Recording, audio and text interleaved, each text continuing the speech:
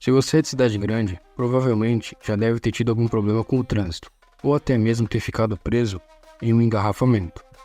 Hoje, estamos acostumados com o caos do trânsito, com o caos urbano, que a maioria dos habitantes de cidades de grande ou médio porte já estão habituados. Muitas vezes nos deparamos com o desejo de retornar ao passado, para se ver livre desse transtorno urbano. Pegamos-nos imaginando: nossa, como seria bom residir em uma cidade antiga, livres do caos urbano moderno, livres do trânsito. Em primeiro momento, podemos concordar com isso, podemos achar até verdadeiro e maravilhoso.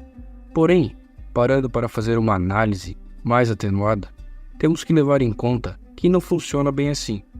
Se a gente parar para pensar um pouquinho, nós vamos perceber que, na verdade, as cidades antigas também tinham problemas com o trânsito. E é o que nós vamos falar hoje, focando principalmente aqui na cidade de Roma. Antes de falar do trânsito em si, é importante lembrar que naquele momento não existia qualquer tipo de transporte que fosse movido a combustão. Eu sei que parece óbvio, mas é importante lembrar isso aí. Outra coisa interessante de dizer é que, apesar da existência das carroças, que vai ser aqui o nosso principal conteúdo a ser explanado no vídeo, a principal forma de se locomover era o caminhar. Sim, justamente, o caminhar. Então, se você tivesse um trabalho ali dentro da cidade, provavelmente você ficaria alheio a qualquer tipo de opção de carroça ou seja lá o que for, bastando o seu próprio esforço para realizar todas as suas obrigações diárias. Bom, mas vamos lá então. Existiam 3 tipos de veículos, 3 tipos de carroças naquele momento lá na Roma Antiga. Havia aqueles que eram utilizados em esportes e cerimônias, aqueles que eram utilizados no transporte de mercadorias e aqueles que eram utilizados para o transporte de pessoas. Bom, começando aqui pela primeira modalidade mencionada, o currus ele era um veículo de 2 rodas, utilizado em corridas que ocorriam dentro das arenas e dos circos, E a parte frontal dele era muito mais alta que a traseira. Ele era fechado na frente e aberto atrás. Havia um outro modelo de currus, só que ele era muito mais decorado e bem maior. Ele era utilizado principalmente em representações e celebrações públicas. Já para o transporte de passageiros, nós tínhamos a raeda, que funcionava como uma espécie de ônibus romano, já que era capaz de carregar diversos passageiros. Utilizavam ela para viagens longas, sendo mais comum para transportar uma família inteira. Ela poderia ser alugada junto com um motorista que era chamado de raedários. Ela era puxada normalmente por bois ou mulas e raramente puxada por cavalos. Já a carruca era um verdadeiro veículo de luxo, já que oferecia conforto e, por sua delicadeza, de seus ornamentos. Ela era acessível apenas a alguns romanos, tornando-se exclusividade da nobreza. O eixo dianteiro era giratório, uma grande inovação na época, que facilitava a realização de curvas, embora por ser muito alta, seus passageiros estavam propensos a tombar em curvas mais acentuadas. Já o plaustro era o principal meio de transporte movido por tração animal na Roma Antiga. Era o que você ia mais ver perambulando pelas estradas romanas. Junto desta carroça, os 2 bois que acompanhavam somavam-se como os principais tesouros do agricultor romano. Essa carroça estava destinada principalmente ao transporte de produtos agrícolas. Segundo diz o historiador Philipp Matzak, essa carroça é um triunfo do design utilitário, o tipo conhecido como plaustrum, veículo para transporte pesado do mundo romano. Ele é basicamente uma caixa rasa de tábuas de carvalho com um assento não estofado na frente. As rodas são discos rústicos de madeira, em cujas bordas foram marteladas tiras de ferro, uma tentativa apenas de parcialmente bem-sucedida de impedir as rodas de rachar cada vez que passem sobre um buraco. Ou seja, os plaustrum eram equivalentes aos nossos caminhões atuais, basicamente.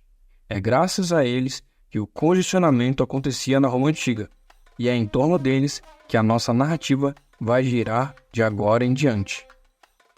Agora nós vamos falar do principal motivo causador dos congestionamentos da cidade de Roma. O dia de mercado no antigo calendário romano era o Nundinae. Como o nome já diz, ocorria de 9 em 9 dias.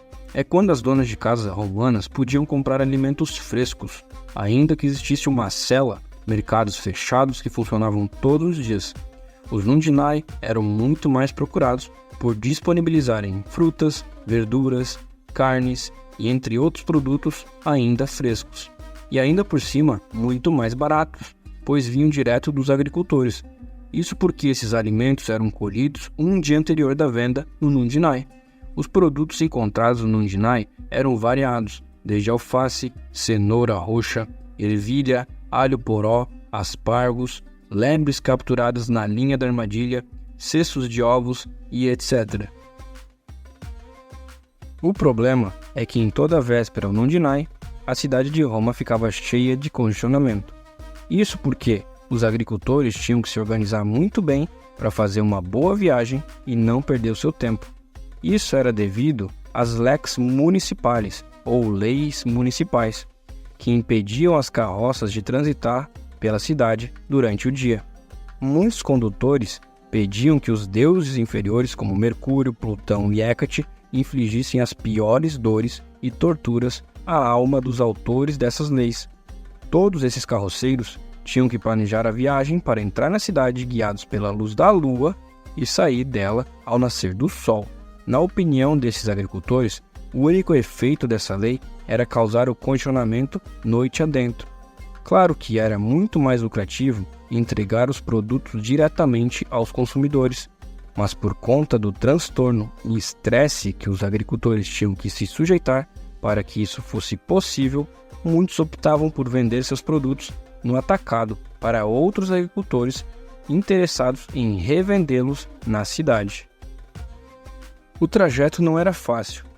Da região do Lácio até a cidade romana, os condutores e os bois que transportavam a carroça tinham que lidar com muitos desafios e perrengues. Veículos mais caros tinham algum tipo de suspensão. Não era o caso do plaustrum e nem de outras carroças que saíam das fazendas. Para absorver o impacto dos buracos, os condutores tinham que contrair as nádegas ou se levantar um pouco do banco. O eixo era apenas uma estaca que se mantinha no lugar graças a 2 suportes simples de madeira. A bucha e o cubo eram revestidos de ferro para impedir o desgaste. Existia um conjunto de arruelas de ferro ao redor da roda de madeira maciça para aliviar o desgaste, porém, pela falta de rolamentos, os condutores tinham que saltar constantemente da carroça para passar gordura no eixo. O lubrificante das rodas era feito de gordura de porco ou azeite reduzido. Devido à falta de eixo e do atrito de ferro contra ferro, o rangido da fricção era como o de um apito constante e alto. Os agricultores não se importavam com as reclamações que ouviam dos usuários das vias. Só passavam o lubrificante quando notavam um esforço indevido de seus bois. Além disso tudo, no trajeto para a cidade, as carroças eram proibidas de percorrer o centro das estradas, deixando a superfície dura e pavimentada apenas para os pedestres. Devido a isso, o terreno percorrido era irregular e cheio de pedregulhos, pontiagudos muitas vezes, que machucavam as patas dos bois, já que não eram protegidos pelas ferraduras. Então imaginem o barulho, o apito da carroça, somado ao chacoalhar dos produtos e da própria estrutura, e os mugidos do boi que sofriam com as pedrinhas. Conforme as carroças se aproximavam de Roma, os túmulos se tornavam mais recorrentes. Isso porque era proibido realizar enterros dentro das cidades. O engarrafamento de carroças ia se acumulando cada vez mais, visto que Juvenal relata nas suas sátiras o seguinte: quem, senão os ricos, dormem em Roma? Aí está a raiz da desordem, os engarrafamentos do trânsito de carroças nas ruas estreitas e sinuosas, os xingamentos entre os condutores quando o trânsito para.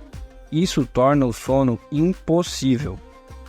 Entrando nas cidades, outros desafios surgiam, como por exemplo, os condutores tinham que lidar com os furtos. O chicote, que antes era utilizado para afastar as moscas da cara dos bois e para acelerar o trajeto, agora atingia os dedos ligeiros de pequenos ladrões. Para piorar, existiam gangues que empurravam as carroças para os becos escuros e aproveitavam para fazer a pilhagem. Era moralmente consenso que se um carroceiro fosse vítima das gangues, os outros tinham que descer para ajudar. O problema é que os pequenos furtadores se aproveitavam da situação para roubar alguns produtos. O cenário de engarrafamento piorava ainda mais quando uma dessas carroças tinha sua roda quebrada. O transtorno poderia durar por horas até que as autoridades se dessem por conta. E quando essas autoridades, os vigiles, guardas da patrulha noturna, encontravam com uma dessas carroças, a solução não era nada solidária. Normalmente, ela era tombada de lado nas vielas para dar passagem aos outros condutores.